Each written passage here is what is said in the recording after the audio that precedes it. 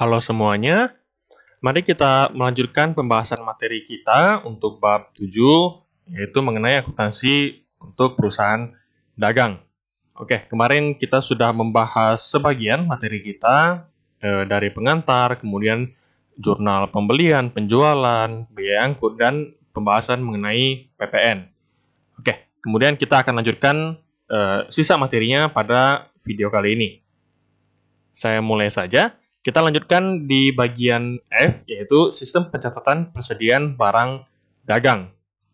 Oke, kalau kalian kemarin sudah sekilas melihat ada periodik, ada kata perpetual.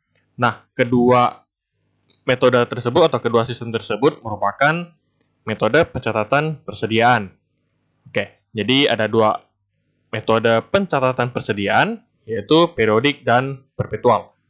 Kalau perhitungan persediaan itu ada LIFO, FIFO, average, dan identifikasi khusus. Oke, kalau itu perhitungan persediaan. Nah, kali ini kita membahas mengenai pencatatan persediaan. Jadi ada dua metode, periodik dan perpetual. Oke, saya bacakan yang di screen. Sistem persediaan periodik, yaitu semua pembelian persediaan selama periode akuntansi dicatat dengan mendebit akun pembelian. Nah, ini A-nya double, pakai A1 aja.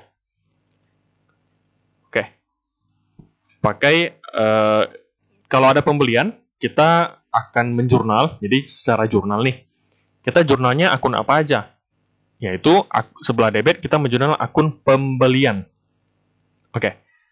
Kalau di perpetual bedanya gimana? Kalau di perpetual, pada saat dia beli persediaan, dia akan mencatat sebelah debit, yaitu persediaan barang dagang.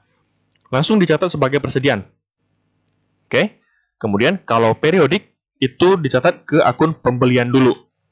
Jadi kalau kalian sebelumnya ada lihat, pas beli kita catatnya akun pembelian pada utang dagang misalnya. Nah, itu adalah menggunakan metode periodik. Yang lain lagi seperti retur pembelian, nah itu juga termasuk metode periodik. Kalau di perpetual enggak. Kalau misalnya retur, ya dia mengkreditkan persediaan barang dagang. Jadi serba persediaan barang dagang. Tidak ada istilah pembelian, tidak ada istilah retur pembelian, potongan pembelian, maupun biaya angkut pembelian. Semuanya di jurnal langsung ke akun persediaan barang dagang. Seperti itu. Saya lanjutkan. Kemudian, total akun pembelian pada akhir periode akuntansi ditambahkan ke biaya persediaan di tangan pada awal periode untuk menentukan total biaya barang yang tersedia untuk dijual selama periode berjalan. Jadi nantinya, si akun pembelian nih, setiap akhir periode nanti melalui penyesuaian, jadi si akun pembelian tiap akhir periode akan dinolkan.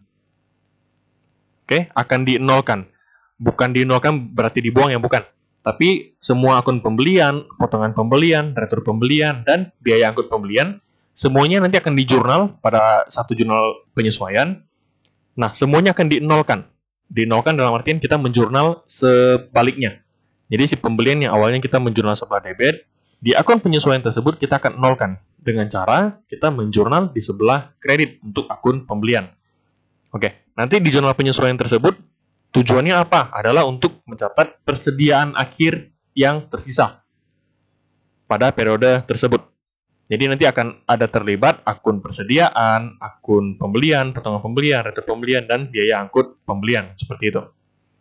Oke, jadi intinya kalau metode periodik selama penjurnalan, kita tidak menjurnal akun persediaan barang dagang, kecuali pada saat penyesuaian.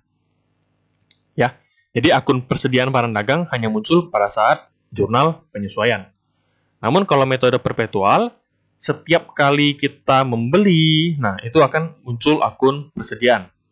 Seperti itu. Jadi akun persediaan akan selalu muncul setiap harinya, atau setiap ada transaksi jual beli. Kemudian total biaya barang tersebut total biaya barang yang tersedia untuk dijual dikurangi dengan persediaan akhir untuk menentukan harga pokok penjualan. Oke, secara singkat, ciri khas sistem periodik adalah transaksi jual beli yang terjadi di jurnal ke dalam akun pembelian dan penjualan, dan pada akhir periode perusahaan baru mengakui saldo persediaan. Ya, jadi akhir periode baru muncul akun persediaan melalui jurnal penyesuaian, jurnal adjustment. Oke, gimana kalau perpetual? Jadi, sistem persediaan perpetual yaitu semua pembelian dan penjualan dicatat secara langsung ke akun persediaan. Oke, nanti kita bakal ada perbandingan perbedaan jurnal persediaan secara menggunakan metode perpetual dan periodik seperti apa. Jadi ini secara teoritis dulu. Kemudian, karakteristik akuntansi dari sistem perpetual adalah pertama, pembelian barang dagang untuk dijual atau pembelian bahan baku untuk diproduksi didebit ke akun persediaan, bukan akun pembelian. Kalau di periodik, kita mendebit pembelian. Kalau di perpetual, kita mendebit persediaan.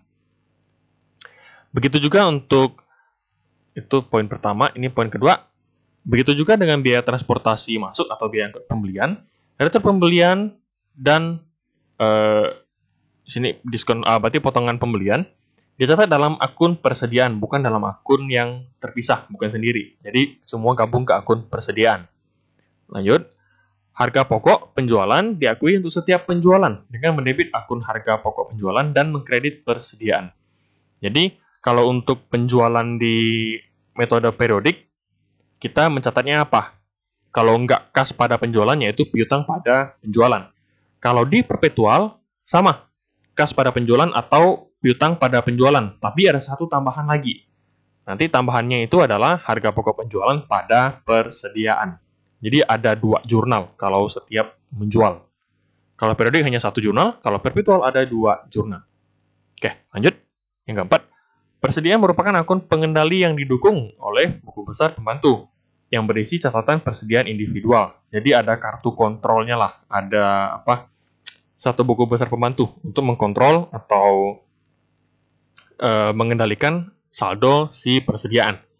Jadi kalau ada persediaan yang masuk maupun yang keluar, kita catat ke tabel tersebut, ke buku besar pembantu tersebut, ke kartu kontrol tersebut. Oke, buku besar pembantu memperlihatkan kuantitas dan biaya atau harga perolehan. Pokoknya ada keluar apa, misalnya pembelian berarti ada beli barang. Nah, itu kita masukin ke dalam buku besar pembantu. Dari setiap jenis persediaan yang ada di tangan. Oke, jadi seperti itu. Nah, ini ilustrasi transaksi jual beli dengan metode perpetual. Oke, jadi ini contoh kalau jurnalnya secara perpetual. Kalau di video sebelumnya kita sudah ada contoh bagian apa ya? Saya lupa bagiannya, cuman di video sebelumnya kita udah bahas mengenai pembelian, penjualan. Nah, jurnal-jurnal yang dipakai adalah jurnal secara periodik. Kali ini kita coba lihat ilustrasi gimana sih kalau secara perpetual. Oke, jadi ini ada akun-akunnya. Di sini ada posisi penjual sama pembeli. Jadi saya ambil contoh dikit deh. Yang pertama, 1 Agustus PD penjual menjual barang dagang secara kredit kepada PD pembeli sebesar 6 juta.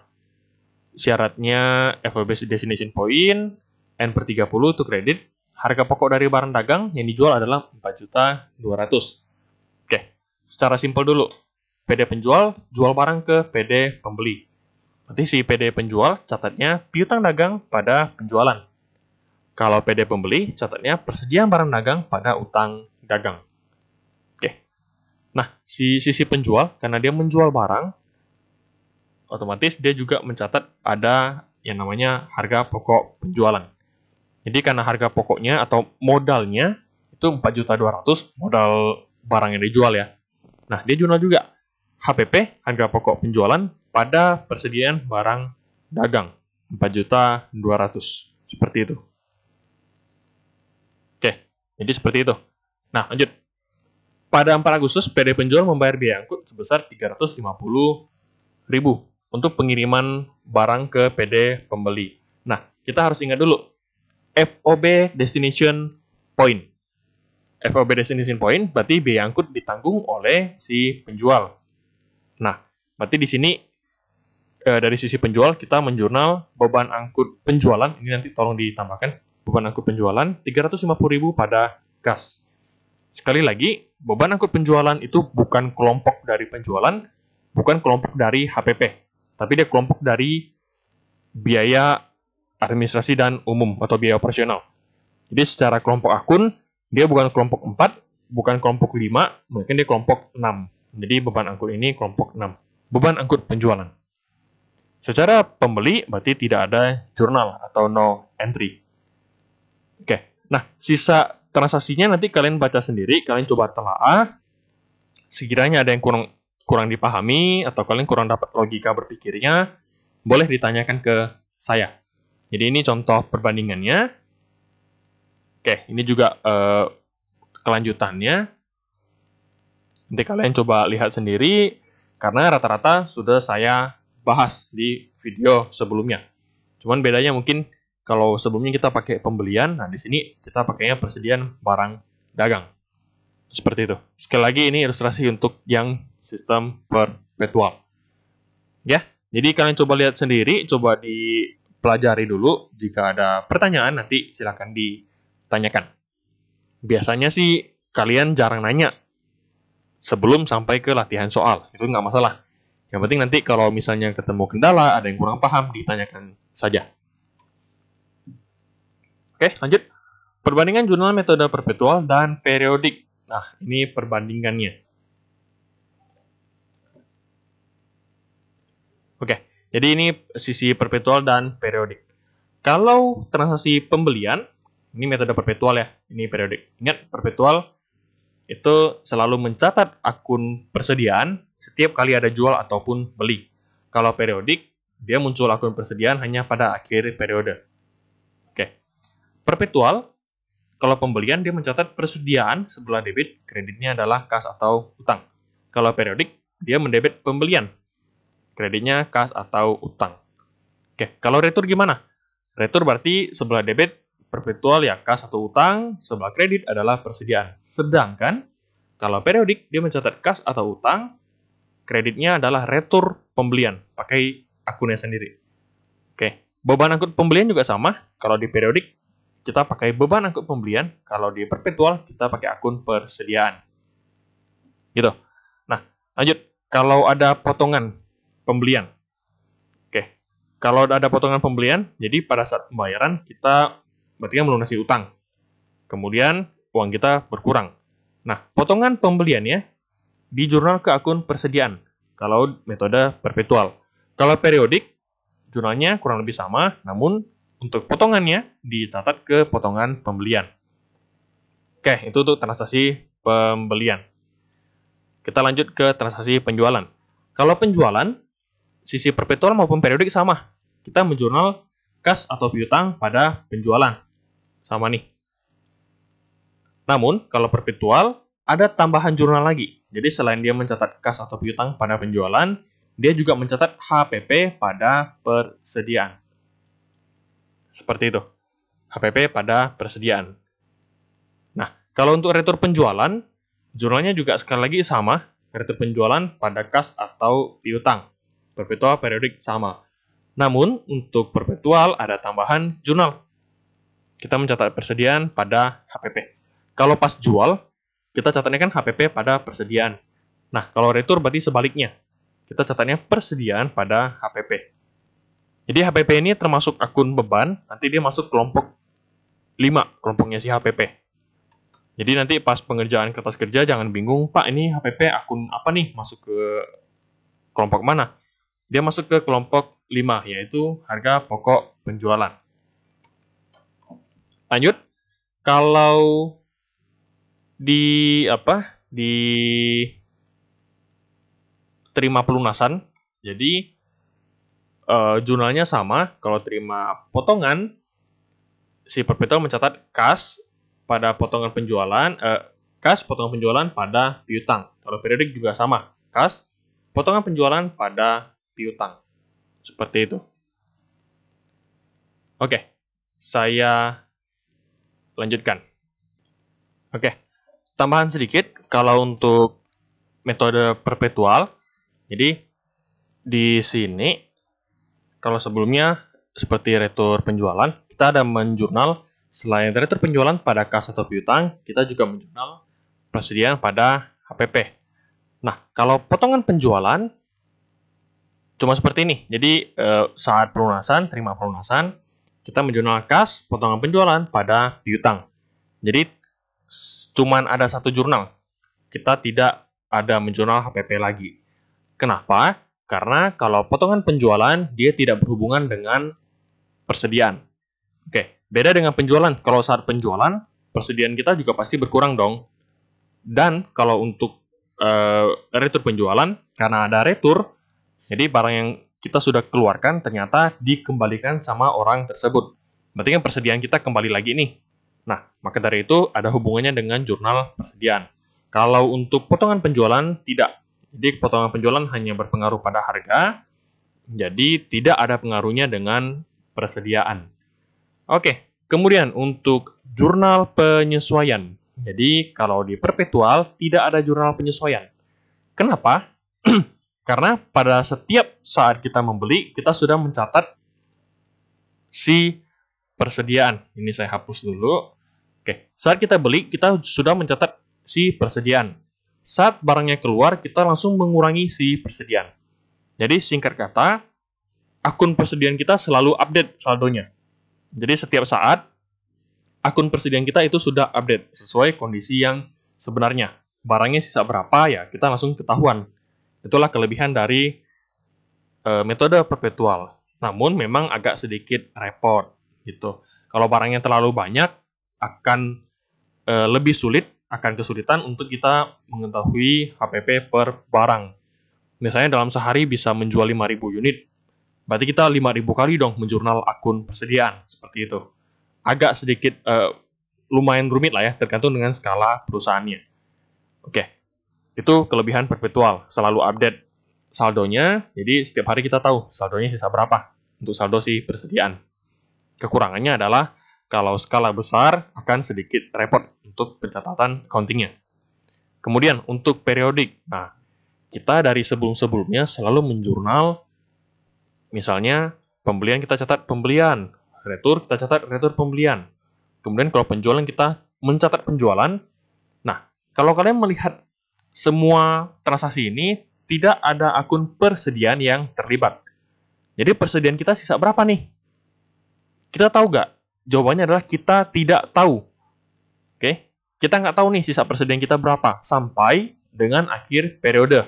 Setelah dilakukan opname, setelah dilakukan pengecekan fisik terhadap sisa barang di gudang, kita baru tahu sisa persediaan kita berapa. Seperti itu. Maka dari itu, setiap akhir periode, karena namanya periodik nih, periode. Jadi tiap akhir periode dilakukanlah opname fisik. Jadi diperiksa sisa barang kita di gudang berapa ya. Jadi dilakukan pemeriksaan langsung ke gudang untuk melihat fisik stok kita sisa berapa sih. Seperti itu. Oke, setelah persediaan yang kita ketahui, sisa stok yang kita ketahui, maka kita bikin jurnal penyesuaian. Jadi ada dua cara. Oke, cara pertama dan cara yang kedua. Oke, cara mana yang lebih baik, Pak? Sama aja sih untuk pencatatannya. Namun, di perkuliahan kita akan pakai cara yang pertama. Kalau ada yang mau coba-coba pakai cara kedua, terserah. Yang penting kamu ngerti dan jawabannya benar. Oke, tapi saya sarankan pakai cara yang pertama. Baik, cara yang pertama, nanti cara menjurnalnya gimana? Oke, di AJP nanti bakal diketahui nih. Saya kasih ilustrasi dulu ya. Jadi nanti di latihan kita yang setelah ini akan saya umumkan, akan terdapat jurnal AJP. Nanti kalian harus bisa mengerjakan. Karena di sini saya udah kasih ilustrasinya. Oke, misalnya dikatakan, di sini kita nggak ada pakai angka ya. Udah, contoh-contoh aja deh. Misalnya, di AJP tersebut dikatakan, pada akhir periode terdapat sisa persediaan sebesar 1 juta rupiah. Oke, berarti di bagian sini kalian isi 1 juta rupiah. Oke, kalian isi 1 juta rupiah. Kemudian, untuk akun retur pembelian, potongan pembelian, dan biaya angkut pembelian, kalian lihat di neraca saldo. Oke, di neraca saldo ada berapa? Contoh, pembeliannya ada 3 juta. Sebelah debit. Berarti, kamu masukin ke jurnal penyesuaian, kita mengkreditkan dia sebesar 3 juta si pembeliannya.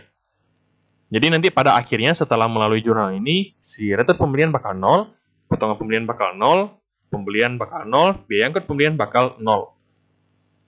Setelah kita menjurnal.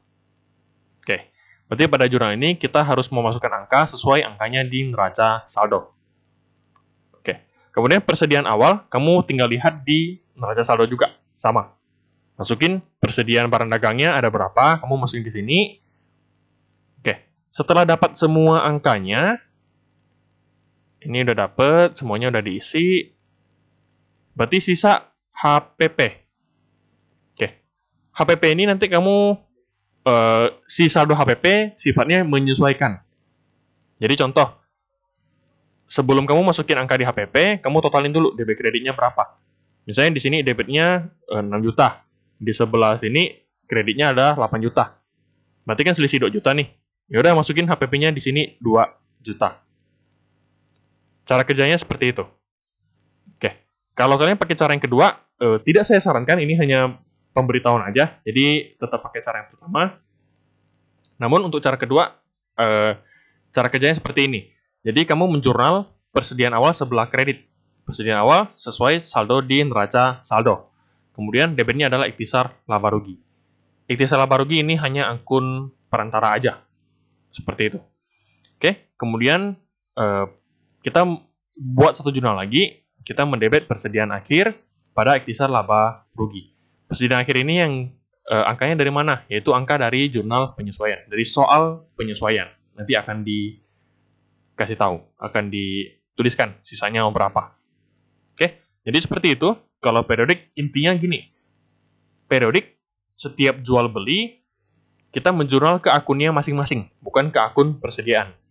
Dan pada akhir periode, kita selalu bikin jurnal penyesuaian. Nah, kalau perpetual, setiap ada jual beli, kita catatnya ke akun persediaan. Dan di akhir periode tidak perlu bikin jurnal penyesuaian. Seperti itu. Oke, saya lanjutkan. Nah, ini jurnal penutup untuk perusahaan dagang. Jadi, yang kiri ini untuk perpetual, yang kanan untuk periodik. Jadi, seperti yang perusahaan jasa, sama. Setiap penutupan, setiap membuat jurnal penutup, kita mulai dari akun penjualan dulu, dari akun revenue atau sales. Oke, jadi kelompok 4. Kelompok 4 kita tutup semuanya. Jadi penjualan tutup sebuah debit, misalnya ada pendapatan bunga nih, berarti zona sebuah debit, pendapatan sewa, pendapatan lain-lain. Kemudian kreditnya adalah retur penjualan dan potongan penjualan. Oke, baru nanti selisihnya kalian catat di ikhtisar laba rugi sebelah kredit. Oke, kemudian kalau akun beban sama, ikhtisar laba rugi sebelah debit, kreditnya adalah beban gaji, asuransi, perlengkapan, iklan, dan beban-beban lainnya. Nanti disesuaikan. Oke, plus ada akun HPP, jangan lupa. Kemudian menghapus prive seperti biasa, kemudian menutup ikhtisar laba rugi juga sama, seperti yang sebelumnya sudah kita bahas. Oke, bedanya dengan perusahaan jasa apa? Kalau jurnal di perusahaan dagang, jurnal penutupnya, ada akun-akun yang baru. Jadi seperti penjualan, retur, potongan, dan HPP. Seperti itu. Lanjut, kalau periodik, jadi secara penutupan akun atau kelompok penjualan, ini sama aja dengan yang perpetual, tidak ada bedanya. Oke, namun secara penutupan beban, nah akun-akun yang ditutup apa? Yaitu ada ikhtisar laba rugi, kemudian ada beban-beban lainnya yang akan kita catat. Oke, jadi seperti itu. Nah, kalau untuk misalnya deh, kalian pakai cara yang kedua tadi. Jadi, kalian akan menutup juga akun retur pembelian, potongan pembelian, dan beban angkut pembelian. Seperti yang sebelumnya. Nih, misalnya kalian pakai cara kedua. Jadi, kalau kalian pakai cara kedua, kalian tetap harus menutup akun retur pembelian, potongan pembelian, dan beban angkut pembelian. Seperti itu. Oke. Oh iya, ketinggalan ada satu akun di sini. Jadi tetap ada penutupan HPP di sini. Jadi tambahin ya, HPP. Jadi harga pokok penjualan juga tetap ditutup. Intinya gini, semua beban deh, kelompok 5, kelompok 6, kamu tutup lewat jurnal ini. Yang masih ada saldo ya ditutup. Kalau udah nol ya ngapain ditutup. Oke, kemudian menghapus prive seperti biasa dan menutup ikhtisar laba rugi. Oke, jadi seperti itu. Perbedaannya dengan perusahaan jasa adalah kalau di dagang lebih banyak aja sih akun-akun yang baru. Kalau di jasa kan nggak ada akun penjualan, nggak ada akun retur, nggak ada akun potongan. Seperti itu. Baik, saya lanjutkan. Oke, ini bagian terakhir. Format laporan laba rugi perusahaan dagang. Jadi, ini formatnya agak panjang memang. Jadi ada beberapa perhitungan yang berbeda dari perusahaan jasa. Jasa memang simple, jadi kalau dagang agak sedikit rumit, kalau manufaktur lebih rumit lagi. Jadi lebih banyak yang perlu dihitung. Oke, saya bahas untuk formatnya. Paling pertama, seperti biasa, ada nama perusahaan, judul laporan, dan periode. Untuk periode yang berakhir pada sekian-sekian. Lanjut.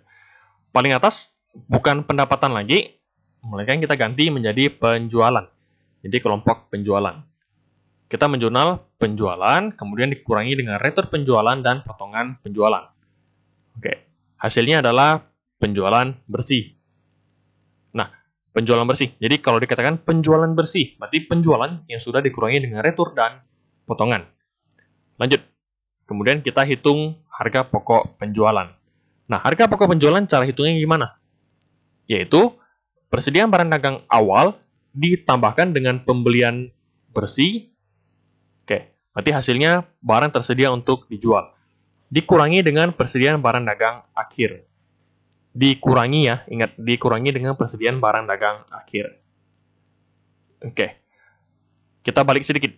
Pembelian bersih, dapatnya gimana? Jadi penjualan ada yang penjualan bersih, nah pembelian juga ada yang namanya pembelian bersih. Yaitu pembelian yang sudah ditambahkan dengan beban angkut pembelian dan dikurangi dengan retur dan potongan pembelian. Jadi ini saya cuma untuk merapikan, jadi pembelian tambah beban angkut pembelian hasilnya di sini, kemudian retur pembelian dan potongan pembelian ditambahkan hasilnya di sini. Oke, dalam kurung, berarti sifatnya mengurangi. Jadi pembelian tambah beban angkut pembelian, kurangi retur pembelian, kurangi potongan pembelian. Oke, setelah kamu sudah dapat pembelian bersih, maka kamu tambahkan dengan persediaan barang dagang awal, kamu kurangi dengan persediaan barang dagang akhir. Dapatlah itu HPP. Oke, kamu kurangi dengan penjualan, jadi penjualan bersih, kurangi HPP, dapatnya laba bruto atau laba kotor. Setelah dapat laba kotor, kita kurangi dengan beban usahanya. Oke, beban usaha secara umum dibagi jadi dua, beban administrasi dan umum, dan beban pemasaran.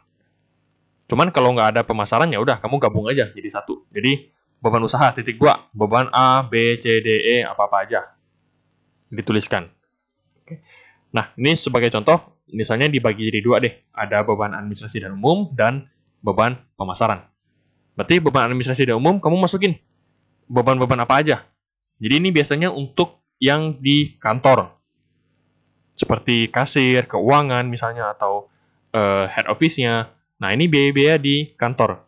Jadi kamu masukkan semua biayanya, kamu totalkan, dapatlah total beban administrasi dan umum. Kemudian, di bagian beban pemasaran, kamu lihat semua biaya-biaya untuk divisi pemasaran. Contoh, gaji marketing, gaji sales, insentif sales, komisi untuk marketing. Nah, dimasukin semuanya. Ditotalkan, dapatlah total beban pemasaran. Nanti ditambahkan, dapat total beban usaha.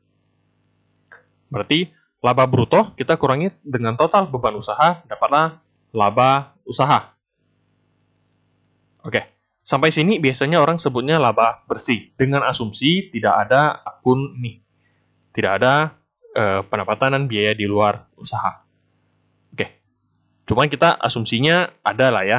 Jadi misalnya ada pendapatan dan beban di luar usaha. Jadi kalau laba bruto itu laba yang dihasilkan oleh kegiatan operasi murni. Jadi kegiatan operasi utama kita, yaitu kegiatan penjualan. Nah, itu laba bruto. Berarti laba yang dihasilkan dari kegiatan operasi. Nah, baru kemudian dikurangi dengan biaya usaha, dapatlah laba usaha, dikurangi dengan pendapatan dan beban di luar usaha. Sebagai contoh, kita usahanya properti. Kita ada sewakan rumah deh ke orang. Oke, jadi kan itu udah di luar kegiatan properti. Properti kan kegiatannya adalah menjual rumah. Nah, ternyata kita ada menyewakan, jangan menyewakan rumah deh, kita sewakan alat berat kita. Oke, itu kan sudah berbeda nih. Kegiatan utama kita adalah menjual rumah, mendirikan dan menjual rumah. Di samping itu ada can samping nih. Can samping, yaitu kita nyewakan alat berat kita ke orang. Dapatlah pendapatan sewa unit misalnya atau sewa alat berat. Nah, itu kan udah di luar usaha kita. Maka dari itu, kita masukin ke pendapatan sewa, posisinya di luar usaha. Ada lagi, misalnya kita pinjamin duit ke orang, padahal kita perusahaan kontraktor. Kita pinjamin duit ke orang. Nah, dapat dong pendapatan bunga. Nah, pendapatan bunga tersebut kita catat sebagai kelompok pendapatan di luar usaha. Akunnya adalah pendapatan bunga. Sama juga dengan beban bunga, berarti kita minjem duit dari orang, nah kita bayar beban bunga. Ditotalkan, nah kamu kurangi dengan laba usaha, dapatlah laba bersih. Oke. Namun biasanya bagian di sini laba usaha di sana udah dituliskan sebagai laba bersih. Gitu. Oke. Kalau mau lebih panjang lagi, sebenarnya ada nih satu komponen yang kurang, yaitu pajak penghasilan atau pajak. Jadi kalau dikurangi seperti ini, harusnya bagian ini adalah laba sebelum pajak. Dikurangi dengan pajak, baru dapatlah laba bersih. Tapi kita tidak serumit itu. Nah, harusnya kita hanya berhenti sampai di sini aja sih. Jadi ini diganti aja jadi laba bersih. Mau tulis laba usaha juga nggak masalah. Oke, jadi seperti itu. Memang agak panjang formatnya. Ya inilah format untuk laba rugi perusahaan dagang. Oke, jadi begitu untuk pembahasan bab 7 kita. Memang agak panjang, agak banyak komponen. Tolong kalian cermati masing-masing bagian. Jika misalnya kurang dipahami, ya udah nggak masalah. Biasanya kalian akan bisa lebih memahami jika sudah mengerjakan soal latihan. Kalau yang nggak kerjain ya udah, kalian ngerti nggak ngerti ya udah nggak masalah. Namun jika yang mau mengerti melalui soal latihan, harusnya akan cukup membantu kalian untuk mempelajari atau mengerti mengenai maksud soalnya, mengenai teknis pengerjaannya. Oke, jadi materi kita sudah selesai. Nah, kalian akan diminta untuk mengerjakan latihan soal 7.1.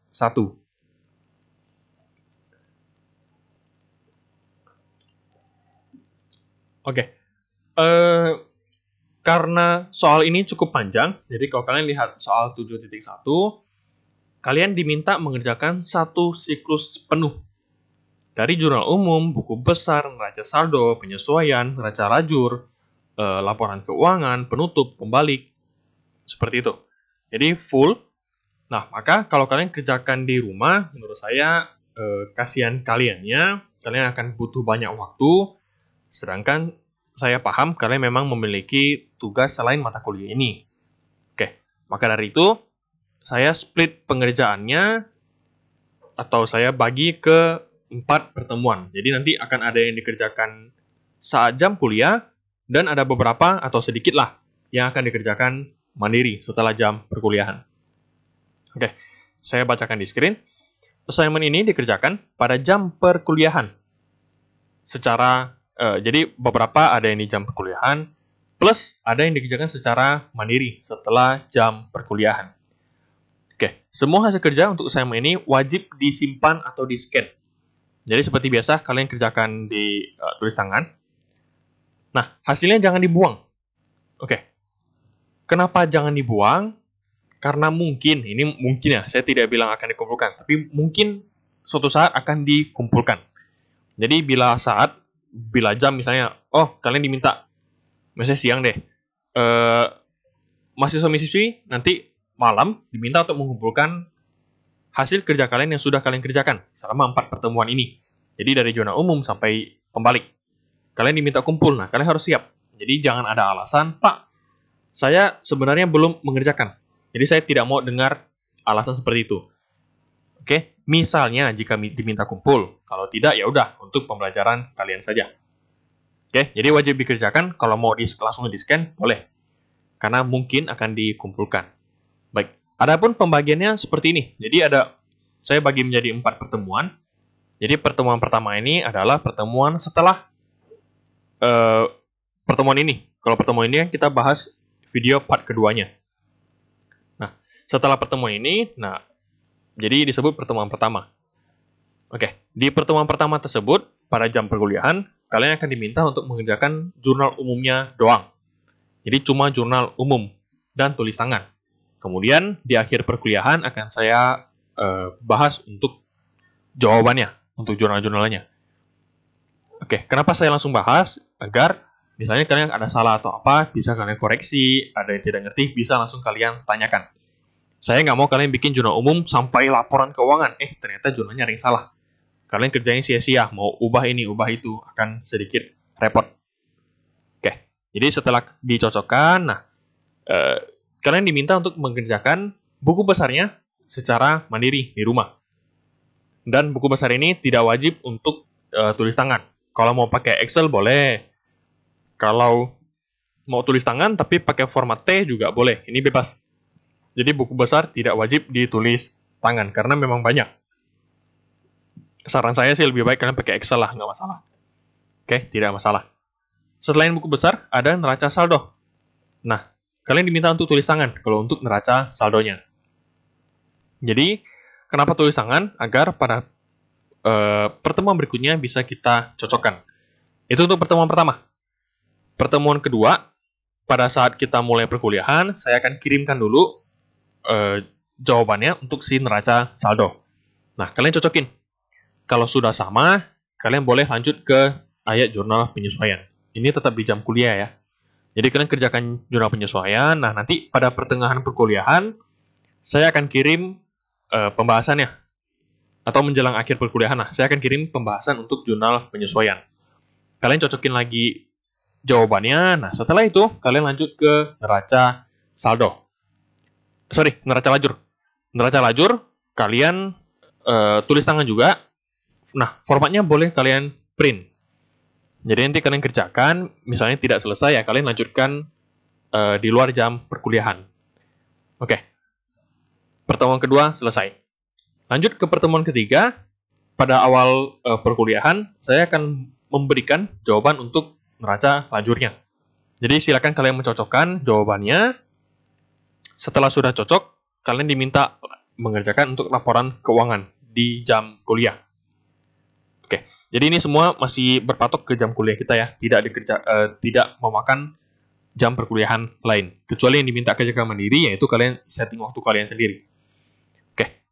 Nah, setelah laporan keuangan kalian kerjakan, di pertemuan berikutnya, pertemuan terakhir, pertemuan keempat, pada awal perkuliahan, saya akan mengirimkan pembahasan untuk laporan keuangannya. Kemudian kalian tinggal membuat jurnal penutup, neraca saldo setelah penutup, dan jurnal pembalik. Jadi ditulis tangan.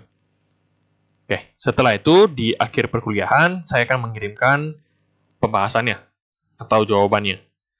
Oke, jadi dari serangkaian ini, yang tidak ditulis tangan tidak wajib, hanya buku besar, karena memang agak banyak.